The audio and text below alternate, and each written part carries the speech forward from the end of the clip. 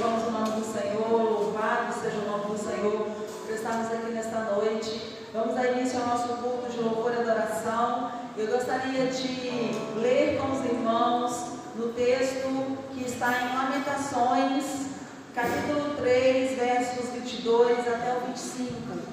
O Senhor nos trouxe a este lugar, nesta noite, neste dia. O Senhor tem nos dado sempre a oportunidade de estarmos na presença dEle para louvá-lo e exaltá-lo.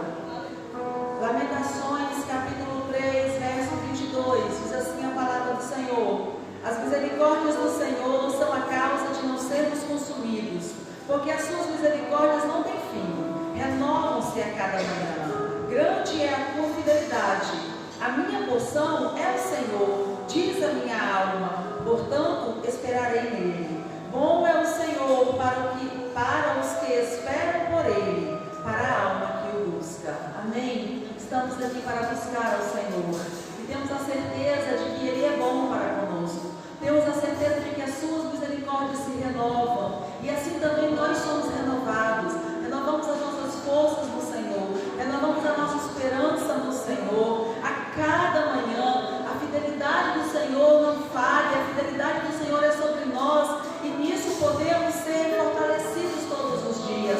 Nisso nós podemos ter as nossas forças renovadas, as nossas emoções equilibradas, o nosso entendimento confirmado de que a palavra do Senhor e a presença dele em nossas vidas nos sustentam todo o tempo, nos sustentam em cada situação, em cada momento. Não obstante as nossas forças às vezes estarem mais fracas, vamos assim dizer, em alguma situação, mas temos a certeza de que a fidelidade do Senhor e as suas misericórdias estão sobre nós em todo o tempo. Amém? Nos fortalecendo. Vamos ficar em pé. Viemos aqui para adorar o Senhor, viemos aqui para buscá-lo. E a palavra do Senhor diz assim: bom é o Senhor para aqueles que esperam por ele e para a alma que o busca. E nós nos sentimos fortes e alegres nesta noite, porque nós nos enquadramos nestas pessoas, nestas almas que buscam o Senhor, essas pessoas que esperam pelo Senhor. Amém? Louvemos ao Senhor então, oremos a Ele nesta noite. Faça a sua oração, entregue o seu coração ao Senhor. Faça a sua oração e agradeça a Ele pelas misericórdias e a fidelidade, pelos livramentos. Agradeça a Ele pelo dia, agradeça a Ele por tudo que você realizou hoje e tem realizado, tão somente porque o Senhor é sobre nós, as suas misericórdias não permitem que sejamos consumidos por nada.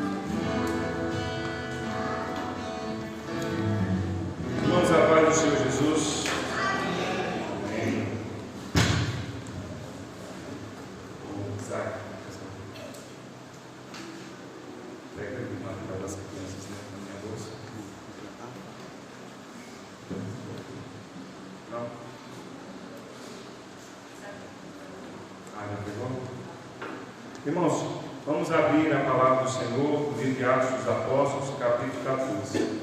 Quando encontramos o texto, as crianças podem para a sala, nós vamos ler este texto da palavra do Senhor.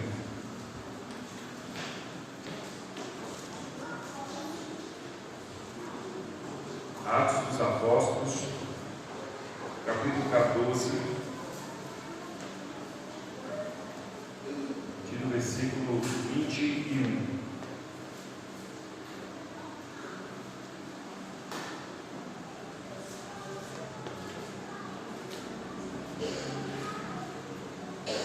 Amém? Todos encontraram aí? A palavra do Senhor nos diz assim: e tendo anunciado o Evangelho naquela cidade, e feito muitos discípulos, voltaram para Listra, e Icônio e Antioquia, fortalecendo as almas dos discípulos, exortando-os a permanecer firmes na fé, e mostrando que, através de muitas tribulações, nos importa entrar no reino de Deus. E promovendo-lhes em cada igreja a eleição de presbíteros, depois de orar com jejuns, os encomendaram ao Senhor em quem haviam crido. Atravessando a Psídia, dirigiram-se a Panfília, e tendo anunciado a palavra em Perge, desceram a Áquila, e dali navegaram para Antioquia, onde tinham sido recomendados a graça de Deus para a obra que haviam já cumprido. Ali chegados, reunida a igreja, relataram quantas coisas fizeram Deus com eles, e como abrira aos gentios a porta da fé, e permaneceram não pouco tempo com os discípulos. Amém. Vamos orar? Peço ao Senhor que te abençoe através da palavra nesta noite, em nome de Jesus. Senhor Deus, graças te damos pela tua palavra. Obrigado por tudo que o Senhor tem feito a nós. Obrigado por estarmos aqui, reunidos no nome de Jesus, para celebrarmos a vida que temos com o Senhor. Agora que lemos a tua palavra, pedimos que o Senhor nos abençoe, pedimos que o Senhor ministre aos nossos corações, derrame sobre nós a tua graça, no nome santo e poderoso de Jesus. Amém. Queridos irmãos, o livro de Atos dos Apóstolos nos conta a história ou os fatos ocorridos após a ascensão de Jesus. Após a ressurreição e a ascensão de Jesus, Jesus voltou aos céus e ele disse que o Espírito Santo viria e que conduziria os seus discípulos, a sua igreja, para pregar o Evangelho. E quando a gente lê o livro de Atos dos Apóstolos, a gente vê que as palavras de Jesus são verdadeiras, são fiéis e que realmente se cumprem na vida da igreja. Se cumprem ao ponto de nós vermos o Evangelho sendo espalhado, chegando realmente até o povo gentil. E Paulo, o povo gentil, era o povo que não era o povo judeu. Jesus disse que o Evangelho seria pregado para o povo judeu, para o povo samaritano e até os confins da terra. O povo não judeu era o povo gentil. E Paulo é esse homem escolhido por Deus para ser esse que abriria as portas para pregar ao povo gentil. E quando a gente lê aqui esse texto, nós temos Paulo aqui encerrando a sua primeira viagem missionária. Quando a gente volta aqui no texto da palavra do Senhor, aqui no capítulo 13, a gente vê que em Antioquia era a cidade central para que o Evangelho se espalhe para o povo gentil. Ali há homens de Deus que oram e que veem em Paulo aquele que Deus havia escolhido para levar o Evangelho ao povo gentil. Então a igreja de Antioquia separa Paulo e Barnabé para enviar ao povo gentil para pregar em vários lugares. Paulo e Barnabé então saem, pregam o Evangelho em vários lugares, estabelecem igrejas em vários lugares e voltam para Antioquia. E nós temos aqui essa primeira das 3 relatadas viagens missionárias de Paulo aqui em Atos dos Apóstolos. Paulo então aqui anunciou o Evangelho em vários lugares e volta passando por outros lugares os lugares onde ele já havia passado até chegar de volta em Antioquia. A igreja do Senhor foi estabelecida pela pregação do Evangelho e ela continua viva pela pregação do Evangelho. O desfecho aqui da primeira viagem missionária de Paulo nos ensina muito sobre a vida da igreja, coisa que nós precisamos aprender constantemente. A Bíblia é o ensinamento da palavra do Senhor para que a gente aprenda sobre a vida da igreja. O dia que nós deixarmos de observar, de olhar para a palavra de Deus e dela aprendermos e dela fazermos a nossa direção, a nossa bússola, nós estaremos perdidos. Ainda que a gente tenha muitas ideias, ainda que a gente tenha muitos gostos, ainda que a gente tenha muito conhecimento, ainda que nos nossos dias há muita gente que esteja querendo se afastar da Bíblia, atualizar a Bíblia, formatar a Bíblia, condicionar a Bíblia ao nosso tempo, à nossa realidade, ainda que tenham muitos assim, a Bíblia continua sendo a Bíblia continua sendo a palavra de Deus, é nela que nós nos espelhamos, é nela que nós nos referendamos, é ela que nos dá a direção, é nela que nós caminhamos. Não podemos nos distanciar disso. O homem tem se tornado cada vez mais senhor de si mesmo, senhor do seu próprio aprendizado. Aquilo que eu penso, aquilo que eu gosto, aquilo que eu creio, o que nós cremos não pode estar à parte daquilo que o Senhor nos ensinou, daquilo que o Senhor nos prometeu. Não temos qualquer direito ou qualquer autoridade para crer naquilo que o Senhor não falou. Não tenho dito ter fé e crer naquilo que Deus nos ensina, não é a gente simplesmente decidir o que a gente quer acreditar. Isso não é fé. A gente decide o que a gente quer acreditar. Ter fé é acreditar no que o Senhor nos ensinou. Ter fé é acreditar nas promessas do Senhor. É andar conforme os ensinamentos do Senhor. Isso é fé. É corresponder àquilo que o Senhor nos chamou para viver. Paulo foi esse homem de fé.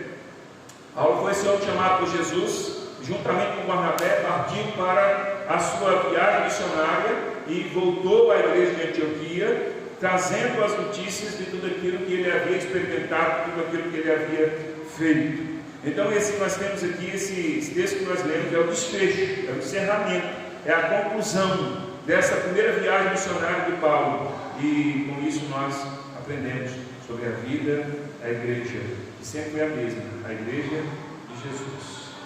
A igreja sempre foi a igreja de Jesus.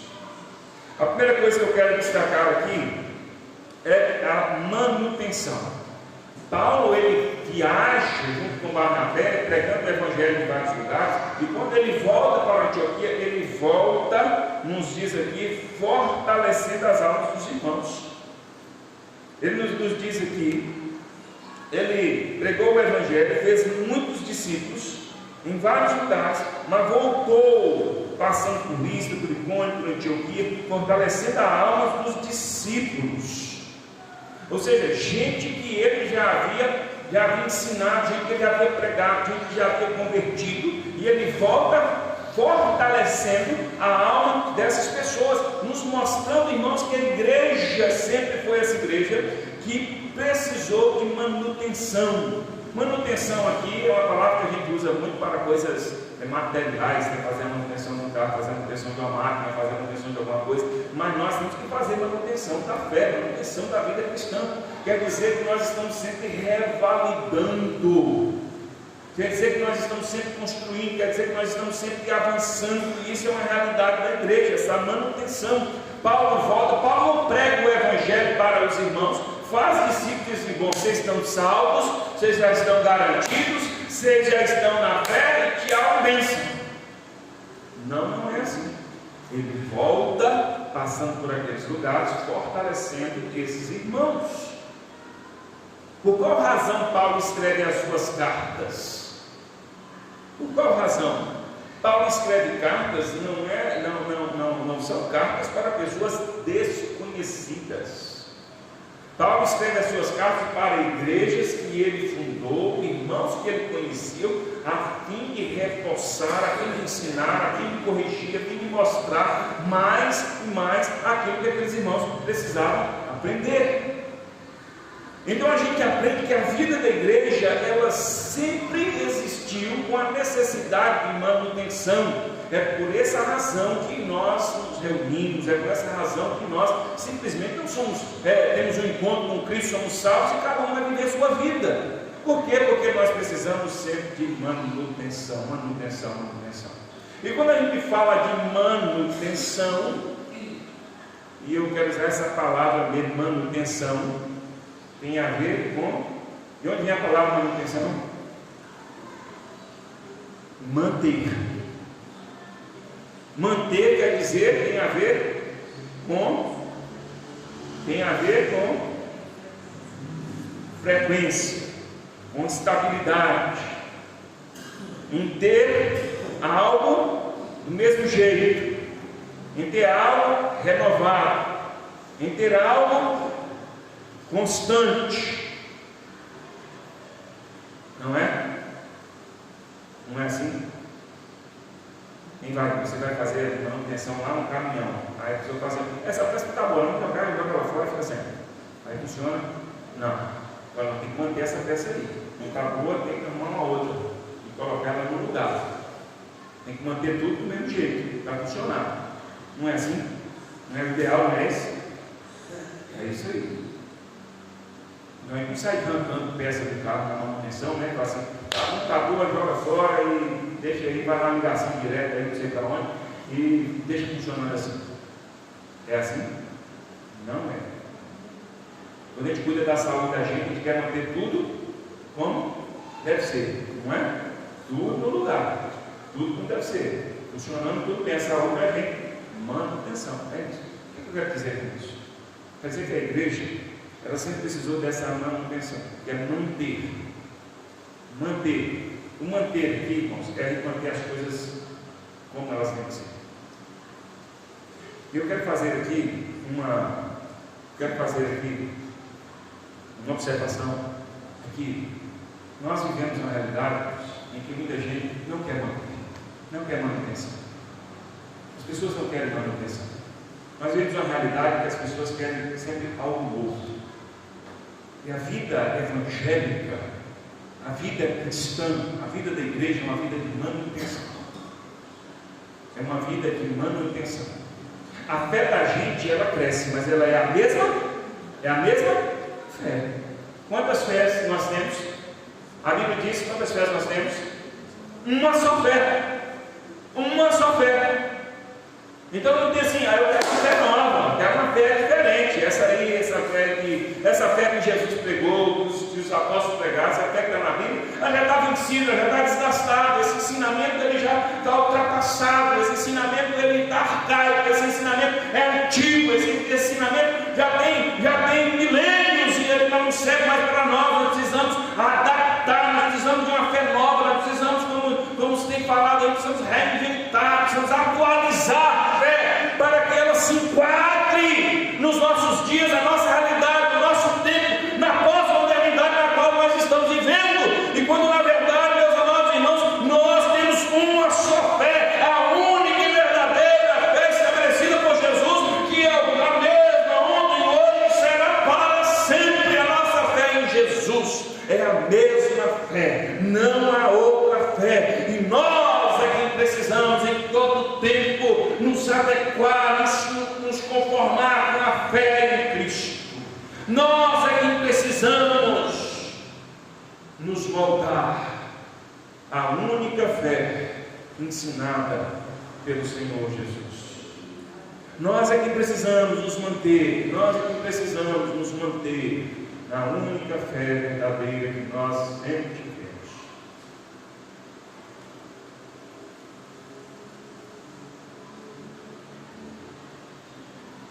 Então, é assim, a gente é crente por quanto tempo? Com sorte é que é crente desde criança, desde que nasce, e fica a vida toda, e vive muito. Imagina alguém viver 100 anos, nasceu no Evangelho de 100 anos, sempre na igreja. 100 anos, ouvindo a mesma fé, seguindo na mesma fé. Parece muito tempo, né?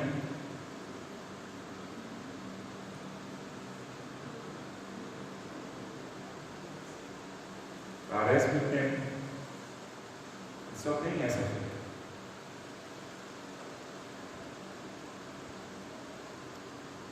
Sua saúde, você quer ela do mesmo jeito, né? Aquela mesma saúde.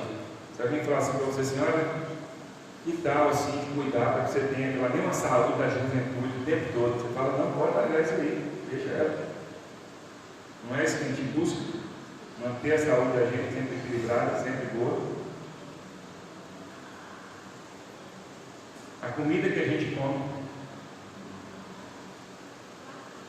a gente quer comer sempre, se alimentando sempre. A fé que a gente tem, a palavra de Deus, é a mesma.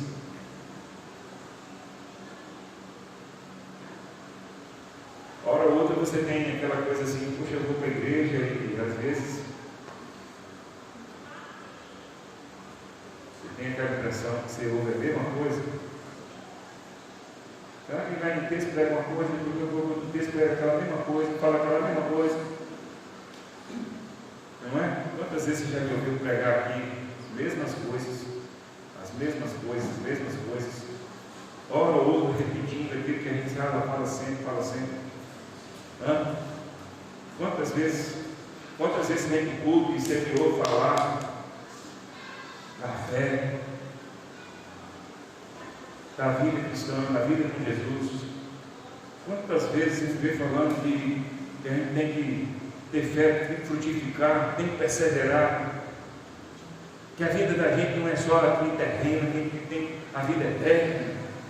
Quantas vezes você ouve falar essas coisas? Quantas vezes? Inúmeras vezes.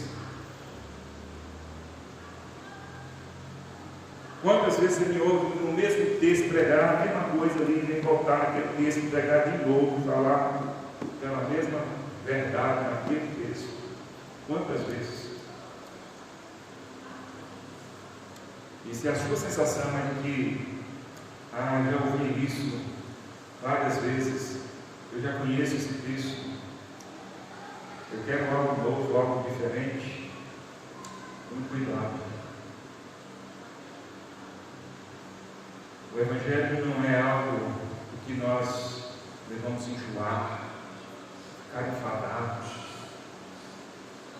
É algo que nós precisamos constantemente, sempre mantendo o Evangelho. Por isso Paulo voltava de cidade em cidade ali, falando com os discípulos, fortalecendo as almas dos discípulos, dizendo, olha, continua, não tem um Evangelho novo não.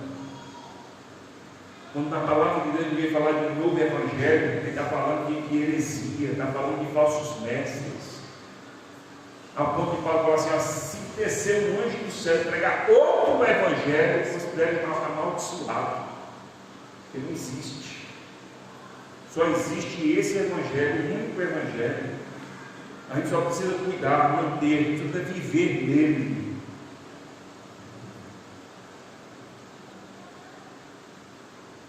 Ele não pode ser melhorado, porque ele é perfeito. Somos nós que vamos melhorando, aprendendo mais, conhecendo mais. Nós sim. Então há uma só fé, um só Evangelho, por isso nós precisamos dessa manutenção, mantermos perseverantes, firmes, aprendendo, sendo fortalecidos, sendo ensinados. É por isso a importância de nós estarmos juntos, por isso a importância da igreja estar sempre reunida, aprendendo, perseverando. A vida em igreja ela é desafiadora, e quem não se ajuda está numa situação muito pior. Pode olhar aqui no nosso meio dele, pode olhar no nosso meio. Não vou falar de gente de fora, não. As pessoas que não têm perseverança, as pessoas que não têm comunhão, não são a vida delas. Elas se inspiram. Essas pessoas te inspiram.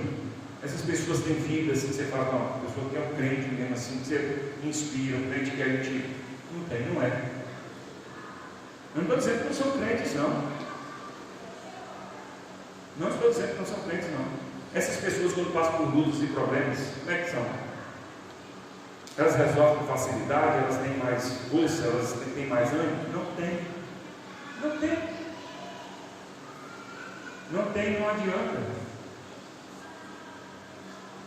Toda vez que você vem no culto, você ouve uma palavra, você ouve um canto, você vê um irmão, você de algum modo você é abençoado, de algum modo você é fortalecido, de algum modo você tem manutenção.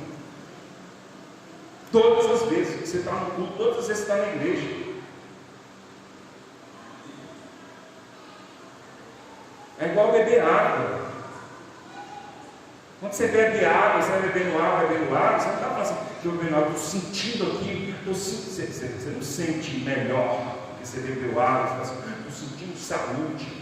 Você sente quando você deixa de beber, bebendo, é normal. Vai bebendo água, né? É manutenção. Agora você deixa de beber. Deixa de beber água. Vai deixando de beber água, vai deixando de beber água, vai deixando. Chega uma hora que você começa a perceber que sua saúde não vai ser mais a mesma. Desde se alimentar, não vai ser mais o mesmo. Você não está mantendo a mesma coisa na vida da igreja. As pessoas que não têm comunhão são pessoas equivocadas, são pessoas soberbas. Elas acham, é um engano do coração, elas acham que podem viver sem, elas acham que podem viver fora dessa comunhão, fora dessa manutenção. Elas acham que podem, quando não podem. Elas acham que se elas virem, eu vou na igreja de vez em quando, elas acham, não, eu sou crente.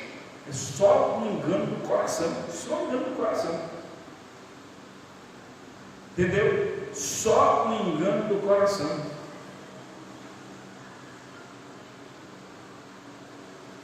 Não estou falando isso aqui para amedrontar ninguém, ou para confrontar ninguém, isso é a verdade. Isso é só a verdade. Pessoas que já experimentaram essas práticas podem confirmar isso. Pessoas que já experimentaram, assim, quando houve um tempo que eu não tinha tanto compromisso, houve um tempo que eu não tinha tanta assiduidade, não estava tão presente, e aí vem um problema, vem uma luta. É assim. A história é a mesma de todo mundo, irmãos. A pessoa começa a ficar distante da igreja, aí vem um problema. Aí ela tem ânimo para vir?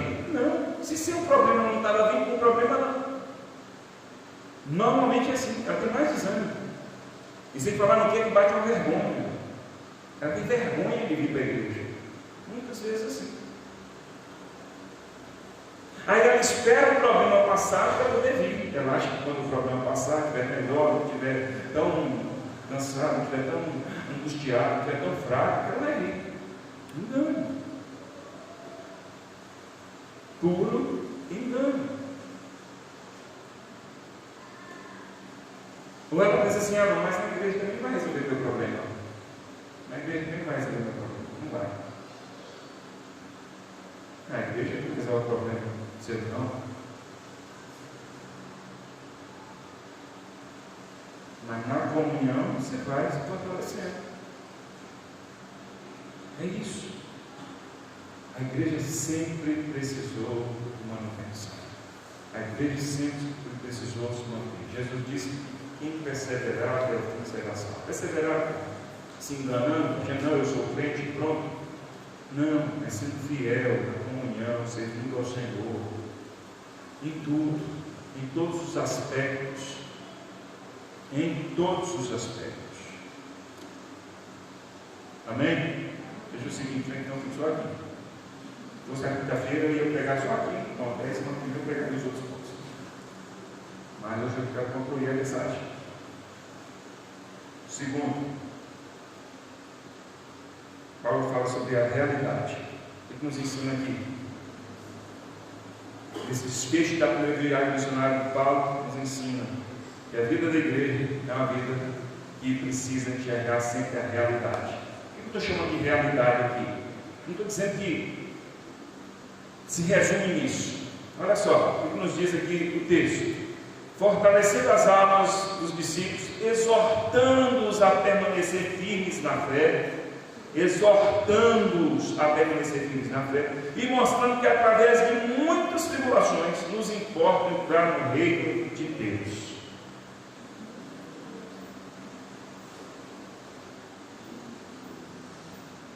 Pensa comigo, presta atenção. Aí Paulo vai lá, prega o evangelho dos irmãos, os irmãos têm fé, creem em Jesus e tal, e convertem, recebem o Espírito Santo de Deus. Paulo é o apóstolo de Jesus. Aí Paulo volta para falar com esses irmãos. Aí Paulo chega lá e diz o quê? E aí, bênção, vai dar tudo certo, já deu. Paulo chega e fala isso? Não. Aí por exemplo, nós é o seguinte: a realidade é essa, a realidade é que nós conhecemos a Jesus. Essa é a fé verdadeira e nela nós devemos estar firmes. E a realidade é que nós enfrentamos a luta, sofrimento, tribulações. Paulo mostra isso, olha, mostrando que através de muitas tribulações nos importa entrar no reino de Deus.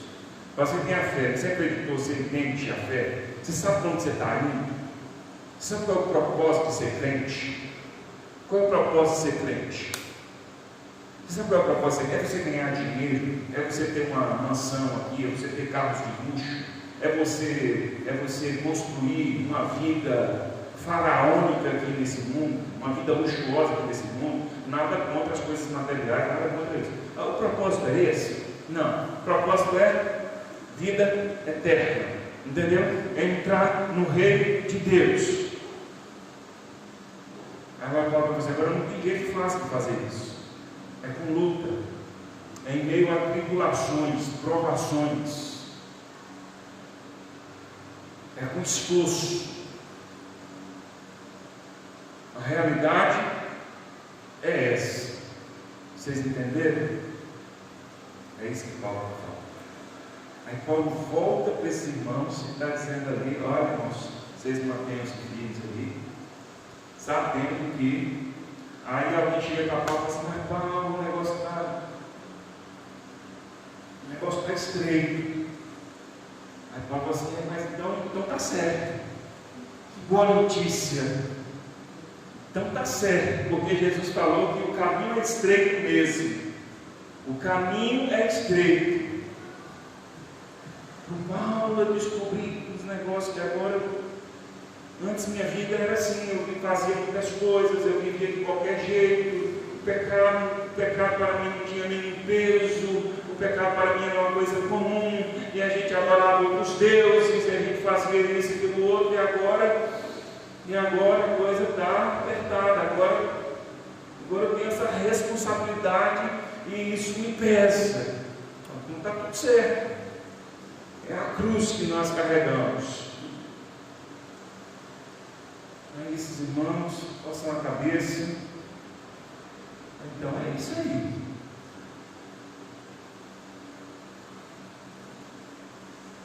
Então é isso aí.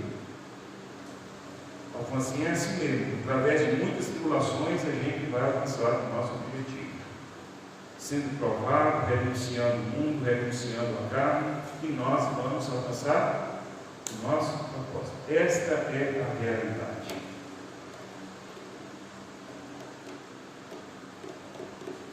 A Bíblia nos fala das bênçãos de Deus, do cuidado de Deus. A Bíblia diz que nós temos muitas bênçãos aqui nesse mundo, que o Senhor Ele nos traz sua graça, sua misericórdia, Ele nos abençoa, Ele nos prospera em muitas direções, Ele nos guarda, Ele nos livra do mal, Ele é o nosso provedor, Ele nos dá a sua paz, mas não que é a paz do mundo, Ele nos dá a sua alegria.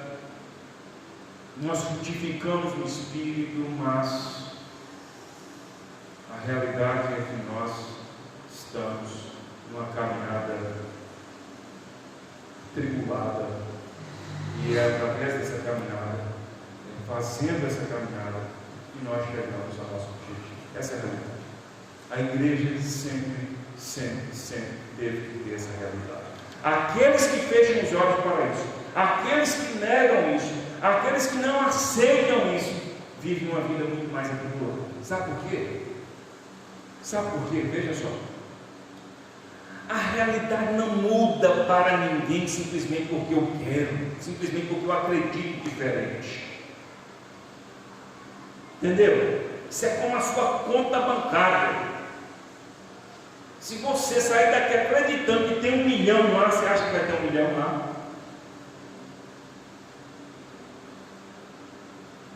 Não importa o quanto você acredita que tem, é o saldo que está lá. Está entendendo? O saldo que está lá é o saldo que está lá. E não vem falar assim, meu pastor não tem fé. Eu estou falando de uma questão simples de matemática. Você não acorda assim, não. Hoje eu quero acreditar que na minha conta tem 1 milhão. Aí você vai lá no aplicativo, vai no banco, puxa o saldo, tem 1 milhão lá? Não tem, simplesmente porque você acreditou. Simplesmente porque você decidiu, decretou. Eu decreto que na minha conta tem 1 milhão hoje. Decreto em nome de Jesus, com ousadia, com fé, que na minha conta tem 1 milhão de reais hoje. E aí?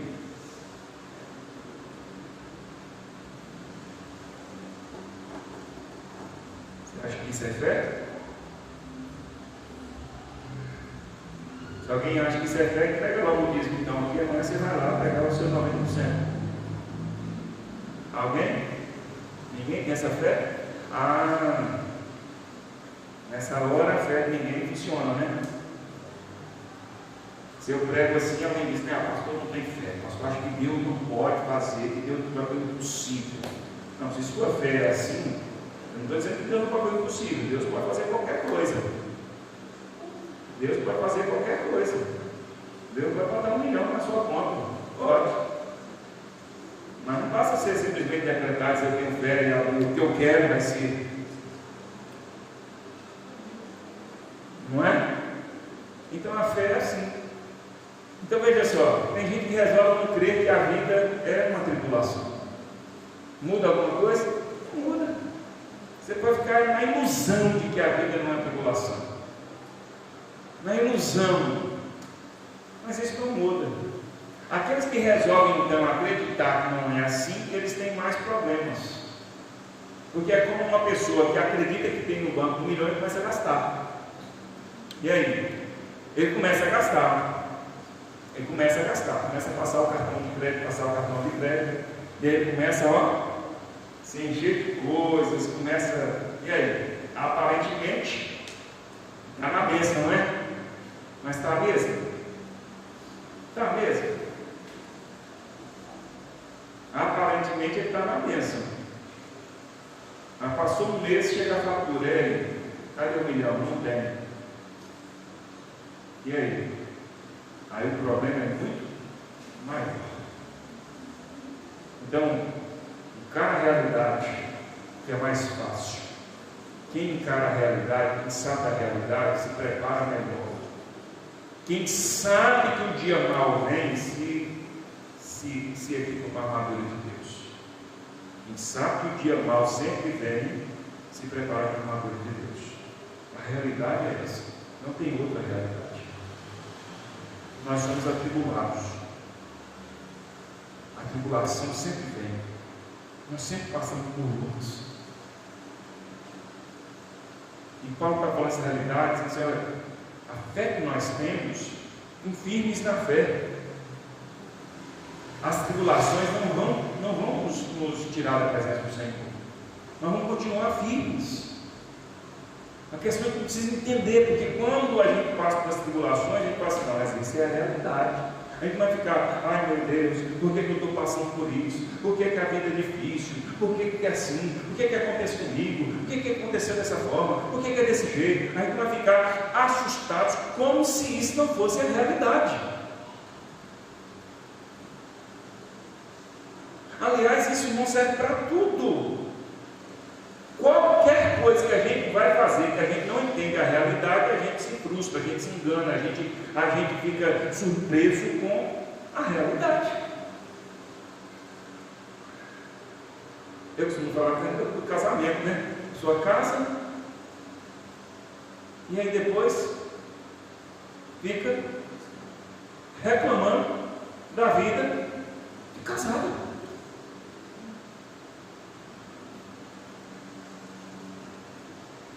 Sua casa fica assim, mas agora eu não tenho mais liberdade, agora eu não tenho mais privacidade, agora eu tenho os filhos, agora eu não tenho mais nenhum direito, agora eu não sei o quê, agora eu tenho conta para pagar, agora eu não tenho boleto, porque acaba esse boleto, agora é conta, e não acaba mais não.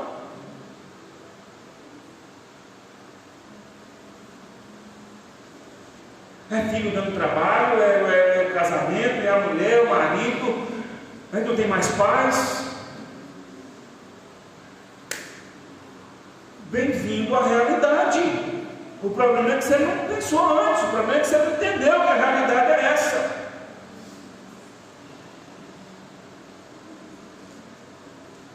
O problema é que você não entendeu, a realidade é essa.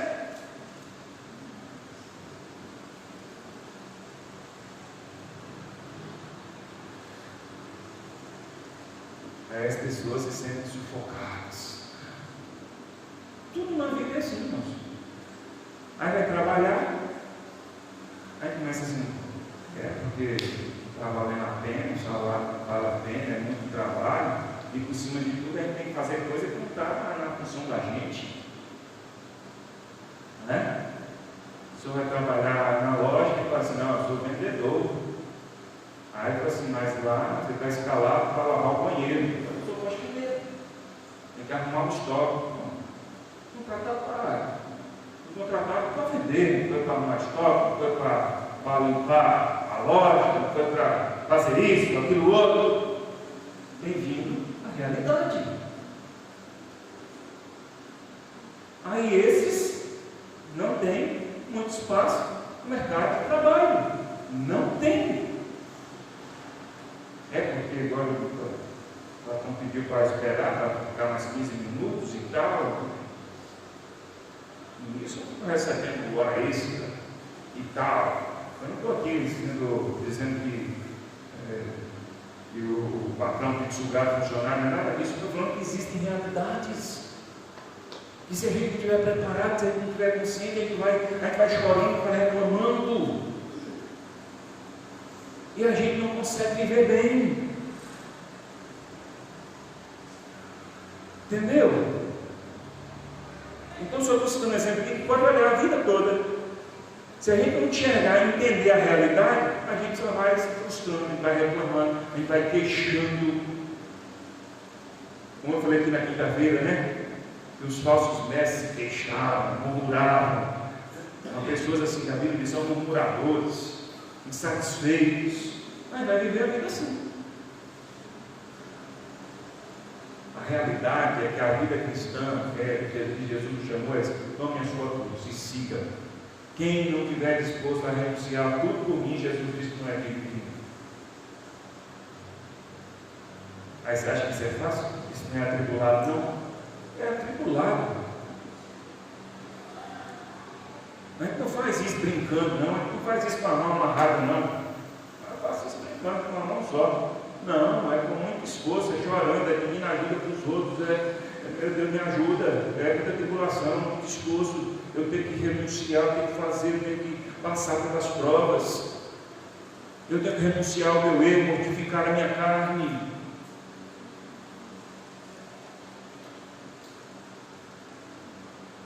Essa é a realidade, a igreja sempre viveu dentro dessa realidade.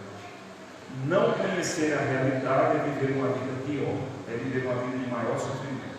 Conhecer a realidade é nos dar a condição de a gente encarar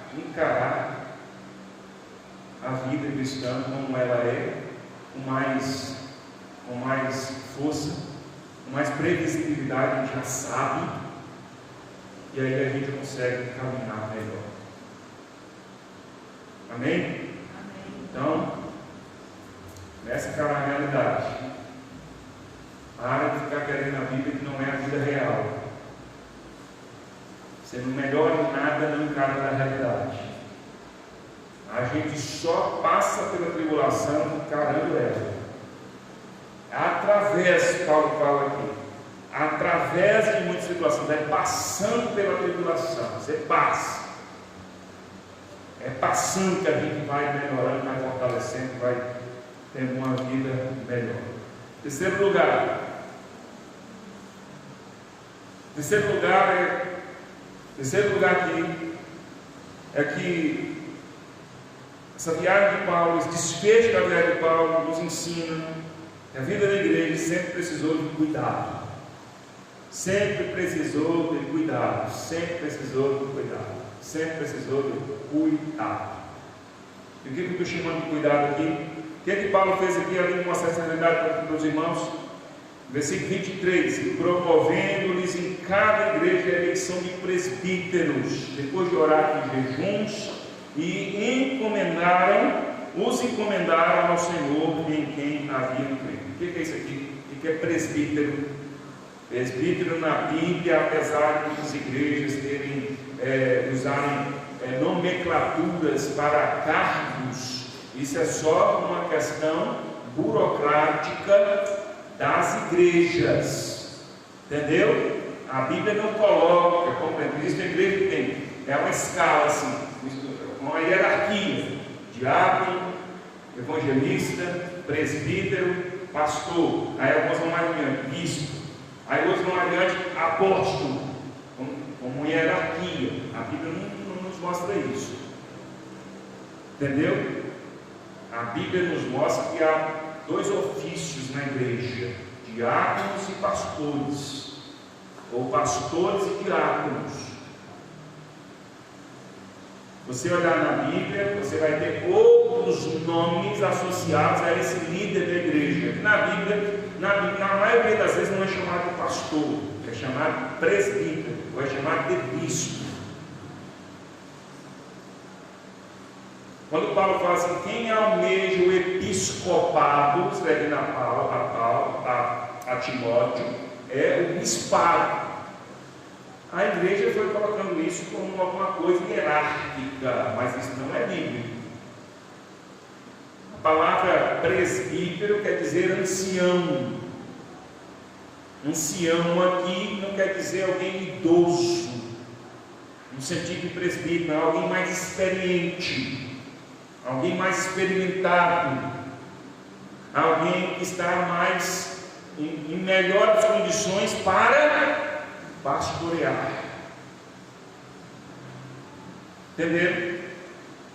Então, quando a Bíblia nos diz aqui que Paulo, passando por essas cidades, ele promovendo-lhes em cada igreja, ele promoveu em cada igreja a eleição de presbíteros, ou seja, são líderes, são pastores, eram homens comissionados a conduzir o rebanho. A eleição de presbíteros, depois de orar e jejuar, os encomendaram ao Senhor, em quem haviam crido. Eles haviam crido no Senhor. Então agora vocês estão encomendados ao Senhor. Agora vocês estão diante do Senhor para cumprirem esta missão de conduzir o rebanho naquele lugar, conforme os ensinamentos, a passar pela população, a fim de que todos nós avancemos o reino do Senhor. A igreja sempre precisou de cuidados.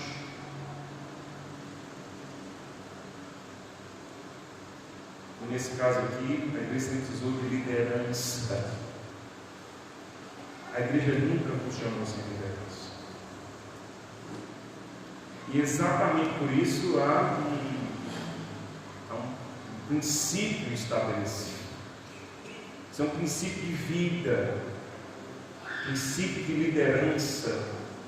Ele é estabelecido em todo lugar. Eu não quero entrar nessa questão aqui. Em todo lugar se estabeleceu o princípio de liderança. Nada funciona sem o princípio de liderança. Nada funciona sem o cuidado da liderança. A igreja sempre precisou de liderança. A igreja sempre precisou de pessoas responsáveis, que dissessem: olha, vamos por aqui, pessoas que conduzissem o rebanho, que cuidassem do rebanho. A igreja sempre precisou. Se alguém aqui já foi experimentar estar numa igreja sem uma liderança específica, sabe o quanto isso é diferente. Sabe o quanto isso é dificultoso. Eu não estou aqui pregando autopromoção. Eu não estou aqui dizendo: vejam como eu sou importante, vejam como o pastor é especial. De maneira nenhuma, só estou dizendo aquilo que a Bíblia nos mostra e que sempre foi a realidade da igreja. Sempre foi. Até mesmo porque esse negócio de ser pastor é o chamado de Deus que a gente cumpre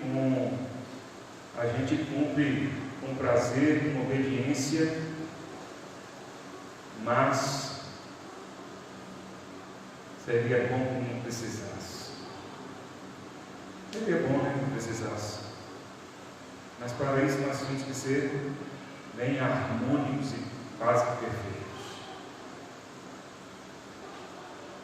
Mas a igreja sempre precisou desse tipo de cuidado. A humanidade sempre precisou disso. E aí eu quero pontuar isso aqui porque existem pessoas, existem crentes que não se sujeitam à liderança, não se sujeitam ao cuidado. São crentes fracos, igrejas debilitadas, crentes deficientes, crentes que não representam a igreja viva de Cristo. Isso também a gente pode constatar à nossa volta. Eu posso ver isso com nítida clareza. E entendo, amados irmãos, que não tem a ver com o líder em si. Pessoas que não se deixam ser lideradas, pessoas que não estão em harmonia com suas lideranças em qualquer esfera da vida, são pessoas deficientes, são pessoas que estão aquém da verdade, são pessoas que têm uma vida deficitária, são pessoas que estão perdendo mobilidade para caminhar na jornada cristã. Não é porque o pastor, o líder, tem alguma coisa muito especial que pode oferecer e vai alavancar a vida da pessoa. É a disposição da pessoa. Qualquer pessoa que tem essa barreira contra a liderança, ela tem uma barreira na vida. Entendeu? Não é que você vem aqui e fala assim, pastor e tal, e aconselha com o pastor, pega a orientação do pastor e tal, que o pastor vai resolver a sua vida, que o pastor vai te dar a direção, que o pastor vai te mostrar o caminho das pedras, que o pastor vai te dar o mapa da vida. Não é isso. Ainda que o pastor precise ser alguém habilitado para colaborar, para cuidar. A Bíblia diz que o pastor é alguém que ajuda a igreja a se aperfeiçoar, e tem que ser. Mas o simples fato, e quando eu digo simples fato, não é que seja uma coisa pequena, não. O único simples que eu quero dizer aqui, apenas o fato de a pessoa, de o crente, você ter essa abertura, de não ter a resistência de ouvir, de ser liderado, de ser conduzido, de ser confrontado, de ser ajustado. O simples fato de você ser essa pessoa, você já mostra que você é uma pessoa aberta para crescer, para mudar, para avançar, para ser conduzido por Deus. É aquele mesmo princípio que a palavra de Deus nos fala, que se você diz que ama a Deus, mas não ama o seu irmão a quem você vê, você diz que ama a Deus a quem você não vê, mas você diz que ama a Deus a quem você não vê, mas não ama o seu irmão a quem você vê, você é um mentiroso, não ama a Deus. Entendo que é o mesmo princípio. Se alguém diz eu amo a Deus, obedeço a Deus, eu me sujeito ao Senhor, mas não sujeito às lideranças. E a Bíblia fala, inclusive a Bíblia fala, não é só liderança pastoral, espiritual, não. A Bíblia fala, inclusive, estende isso a toda a nossa complexidade de vida humana, social, terrena, a sujeitar a liderança.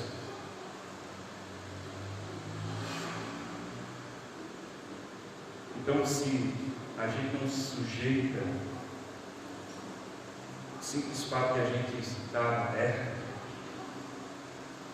se você diz assim, eu me sujeito a Deus, eu me sujeito à liderança, isso não é verdade. Quem não está disposto a ouvir, quem não está disposto a ser conduzido, quem não está disposto, ter conduzido aqui não é ser teleguiado, não, robozinho, não. Quem não está disposto a compartilhar, a ter alguém que referente ou que te ajuste,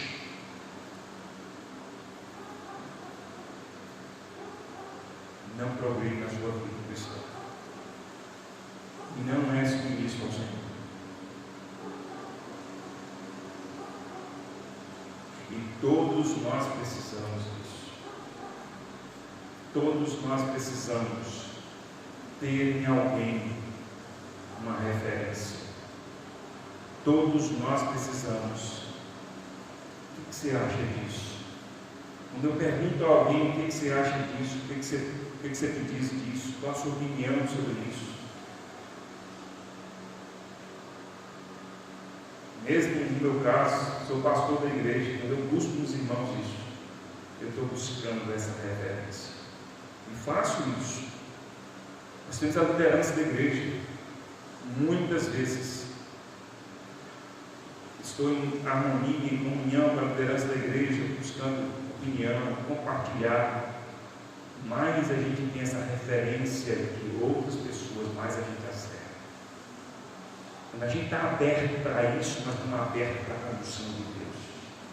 Se eu não estou aberto para ouvir ninguém, se eu como pastor fico assim, não, eu sou o pastor, quem decide aqui sou eu, pronto. Estou aberto a ouvir ninguém.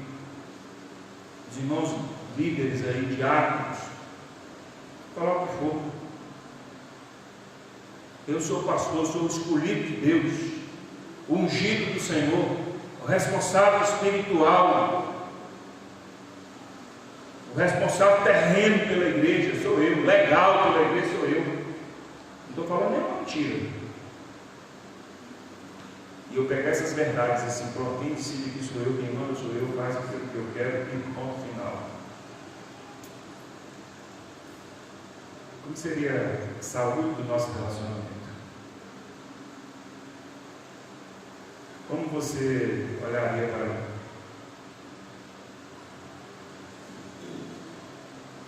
O pior, como é o meu relacionamento com Deus? Se eu não sou capaz de ouvir o irmão que está do meu lado, eu sou capaz de ouvir a Deus?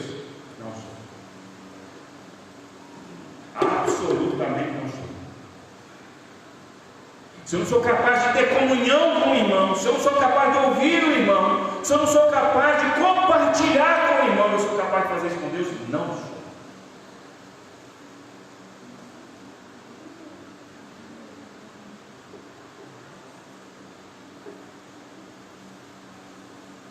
Entendeu? Aí tem gente que se acha, diz assim, não, meu negócio é com Deus. Eu falo direto com o Senhor. Ele que é o meu guia. O Senhor é o meu pastor. Jesus é o bom pastor. Minha comunhão é como se assim, eu não preciso de gente, eu não preciso de homem, eu não preciso de igreja, eu não preciso de pastor. Aí a palavra do Senhor fala, mas o Senhor estabeleceu a igreja assim. Não é simplesmente estabelecer assim. É porque viver nessa comunhão mostra quem nós somos. Viver nessa harmonia, viver nesse formato do que é a igreja, cuidando e sendo cuidado, submisso à liderança, mostra o tipo de gente que a gente é, o tipo de coração que a gente tem. E Deus nos abençoa conforme aquilo que está no nosso coração. Se eu não ouço quem me lidera, se eu não ouço quem está do meu lado, Deus não me ouve. Eu estou fechado. Se eu estou fechado para as pessoas próximas a mim, eu estou fechado para Deus. Se eu não consigo compartilhar com quem está próximo a mim, se eu não consigo ter comunhão com quem está próximo a mim, eu não tenho comunhão com Deus. Seguir a paz com todos e a santificação, sem a qual ninguém verá o Senhor. E não é só, sabe por que vai ver o Senhor? Porque nunca andou com Ele. Porque quem não anda em comunhão, em paz, em harmonia com a igreja, não está em harmonia com o Senhor. Quem não se sujeita à igreja, à liderança, quem tem esse princípio, esse cuidado, quem promove a vida de autonomia, ele está autônomo de Deus. Alguns crentes se enganam achando que isso é maturidade. Isso não é maturidade, isso é soberba. Não, eu sou um crente maduro. Eu sou um crente maduro. Tenho conhecimento, conheço a palavra. Eu conheço a palavra, tenho maturidade, tenho conhecimento, tenho experiência. Eu não preciso de pastor, não preciso de irmão, não preciso estar no culto, não. Não preciso estar em reunião de oração, não preciso participar disso, daquilo outro. Eu sou uma pessoa que sabe o que é? Autonomia. Essa independência, autonomia, ela não é de Deus. A Bíblia diz que são pessoas que se afastam e elas buscam os seus próprios interesses. Mas é claro, quem se afasta, quem entende que é autônomo, independente, está buscando os seus próprios interesses. Não são os interesses de Deus, não são os interesses da igreja, do corpo, da comunhão. Não são. Porque se eu vivo a vida cristã, e a vida cristã é vivida em comunhão, e em comunhão não se trata dos meus próprios interesses, ou somente dos meus interesses, não se trata só da minha vida, mas se trata da vida dos outros, se trata da comunhão, é um desafio muito maior. Então é apenas um engano quando a pessoa diz assim: não, eu me garanto. Você não se garante coisa nenhuma. Você acha que sabe, alguém acha que pode, alguém acha que é independente, alguém acha que é forte, alguém acha que não precisa do pastor, alguém acha que não precisa da igreja, alguém acha que pode caminhar sozinho, acha que pode.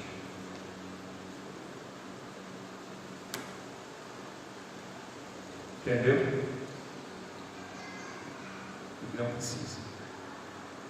Aí me vem a lembrança que eu tive, se ela era pequeno, eu devia ter uns 4, 5 anos de idade,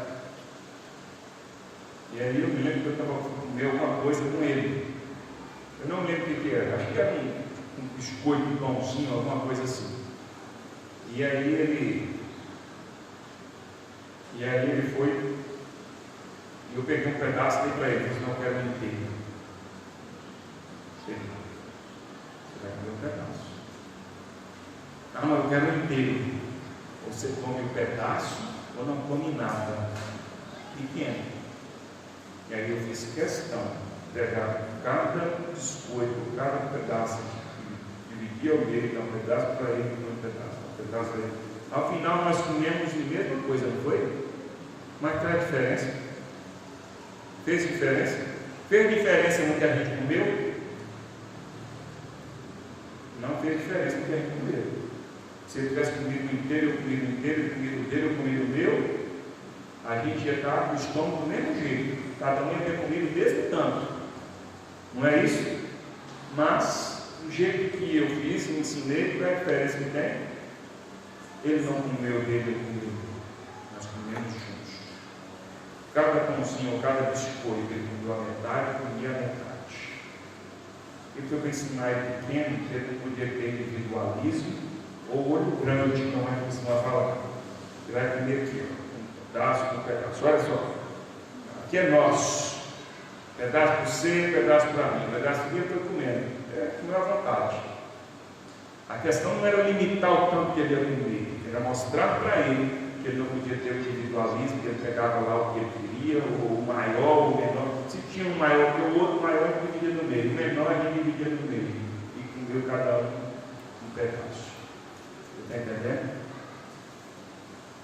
E com isso, ele comeu do mesmo jeito.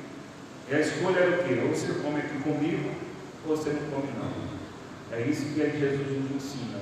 Ou você está na comunhão, submisso a mim, à igreja, ao povo, à liderança, ou você não tem nada. Pode olhar à nossa volta, os crentes, de modo geral, a história da igreja. pessoas que não se colocam na comunhão, pessoas que não se sujeitam, pessoas que não se comprometem, são pessoas que não avançam.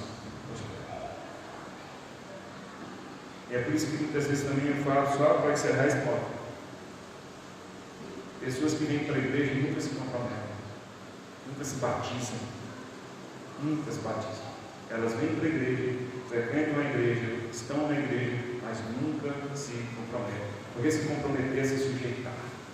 Se comprometer é se sujeitar à igreja. Mas se eu nunca me comprometi, nunca me tornei membro, nunca me batizei, nunca me tornei membro, ninguém pode chegar para mim e cobrar nada. Eu quero estar livre. Ela vai para a igreja, aí o que ela está presente, o que ela faz é lucro para a igreja. A igreja não tem como chegar e falar assim: ô meu irmão, minha irmã, seu compromisso. Não, mas eu não sou membro da igreja. Muita gente assim, nas igrejas do mundo afora.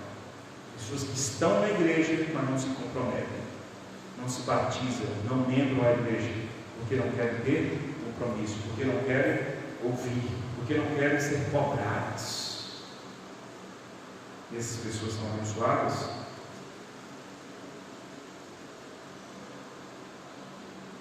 É questionável. A igreja sempre precisou cuidar.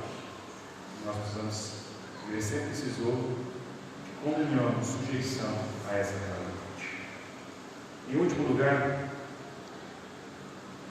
rapidinho aqui,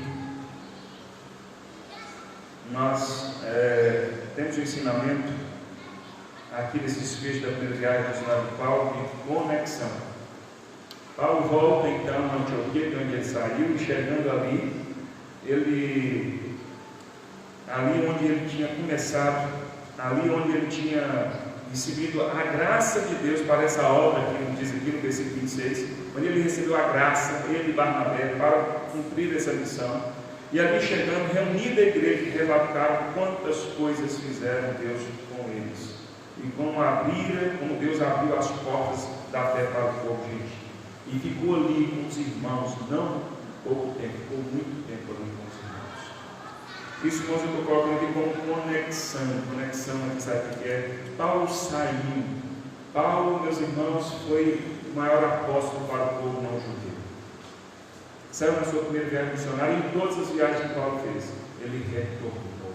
Ele tinha conexão com a sua igreja, com o seu povo, com quem havia enviado ele. Paulo se tornou uma grande autoridade no cristianismo.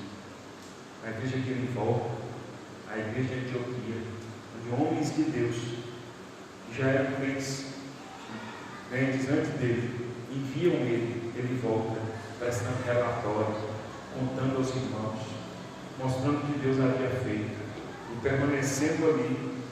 permanecendo ali muito tempo com os irmãos naquele lugar. Paulo tinha conexão. Eu não vou tomar muito tempo aqui, mas Paulo saiu, teve muitas experiências.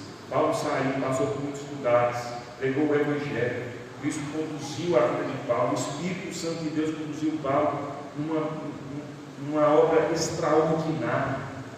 A Bíblia diz que Deus fazia milagres extraordinários através das mãos de Paulo, mas ele tem conexão com a sua paz, com a sua igreja. Paulo não se perde na caminhada. Paulo tem a referência da sua paz, da sua igreja, do povo de onde ele saiu, como nos diz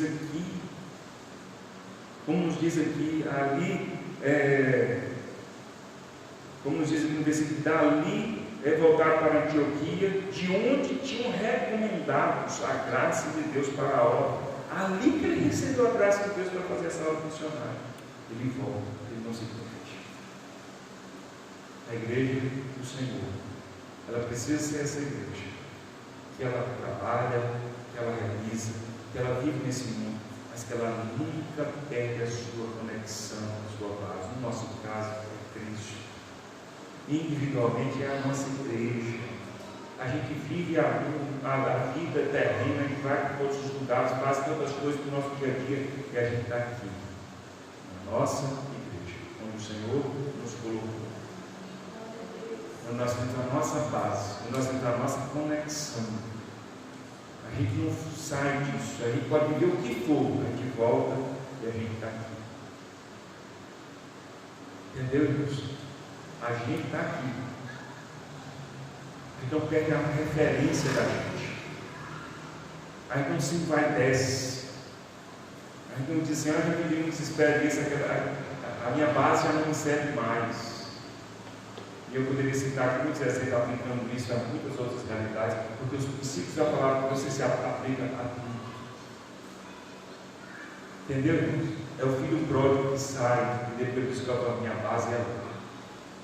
Eu tenho foco para a palavra. Entendeu? É quando a gente sai do dia, vai trabalhar, sai quando a gente volta para casa. Esse aspecto familiar da nossa casa é a nossa base. A gente volta para casa. A gente sempre tem que ter esse lugar. A igreja é esse lugar da nossa vida cristã cotidiana. Paulo mostra isso. A igreja, Paulo mostra que tinha essa conexão, essa comunhão. É a vida coerente que nós precisamos ter. Se a vida cristã nos distancia da nossa base, cuidado, não está sendo a vida cristã verdadeira, autêntica. Se a gente caminha em vida e fala assim, não preciso ir para a igreja não preciso voltar para a igreja, não preciso prestar conta. Olha Paulo prestando contas daquilo que ele fez. Paulo, se você ler lá no capítulo 13, só vou ler um versículo para você. Então assim, havia na igreja de Antioquia profetas e mestres, Barnabé, Simão, por sobrenome Níger, Lúcio de Cirene, Manaém, Colásio de Herodes, o Lúcio, o tetrarca, e Saulo. E servindo eles ao Senhor, jejuando, disse o Espírito Santo: separa-me agora, Barnabé e ao Saulo, para a obra a que eu tenho chamado. Eles eram homens de Deus. O Espírito Santo separou lá para Barnabé, e ele volta para esses irmãos. Quem eram esses outros aqui? Homens de Deus. Mas em termos de importância, quem tem mais importância? Em termos de visibilidade, Paulo. Paulo diz assim, não preciso voltar lá mais não. Agora eu sou autoridade. Paulo diz assim, o Senhor me colocou como coluna da igreja, como Pedro, como João, na missão apostólica. E Paulo diz assim, eu não preciso voltar para lá. Eu não preciso mais ter conexão. Não, mas ali é a minha igreja. Ali é o lugar de onde eu vim. Ali é o lugar onde o Espírito me enviou. Paulo retorna para lá. E fica muito tempo ali com os irmãos. E depois Paulo vai novamente. Outra jornada, outra missão. Fazendo novamente o que ele fez a primeira vez. A igreja sempre precisou dessa conexão. Em nome de Jesus. Amém. Vamos orar? Vamos orar.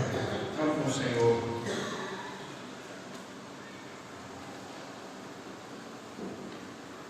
Eu quero ser essa igreja de Cristo, essa igreja viva, essa igreja verdadeira. Eu quero fazer parte dessa igreja. Até o final da minha vida, até que Cristo venha. Não existe outra igreja, não existe outro caminho, não existe outra fé. Glória a Deus por isso. Presente sua vida diante do Senhor.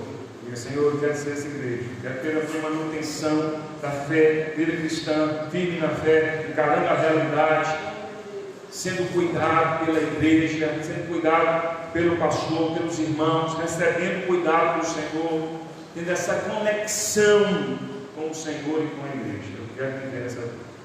Em nome de Jesus. Ora, para o Senhor nesse instante. Pai amado, Pai eterno, graças te damos por sermos igreja do Senhor, alcançados pela tua graça.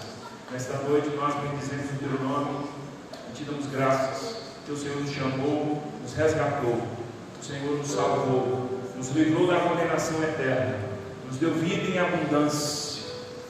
O Senhor nos deu uma nova vida em Cristo.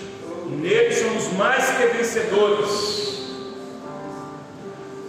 porque a morte já não nos domina mais, as trevas não nos têm mais. O Senhor nos resgatou do império das trevas nos transportou para o teu reino. Obrigado, Senhor.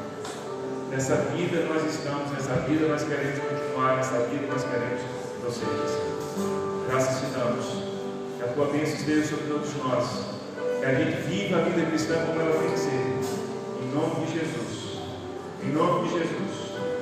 Dai-nos graça, sabedoria e forças para prosseguirmos, sendo fiéis ao Senhor em todo o tempo, para a tua glória.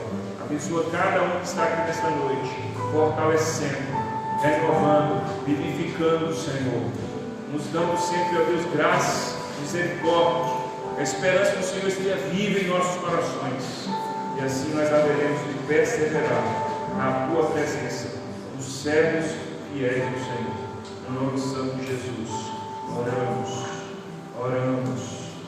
Amém. Graças te damos, Senhor. Graças te damos. Cantemos um canto de louvor ao Senhor. Terminou sua contribuição, entregue. Gratidão e honra ao Senhor nosso Deus. Louvado seja o Senhor nosso Deus. Aleluia.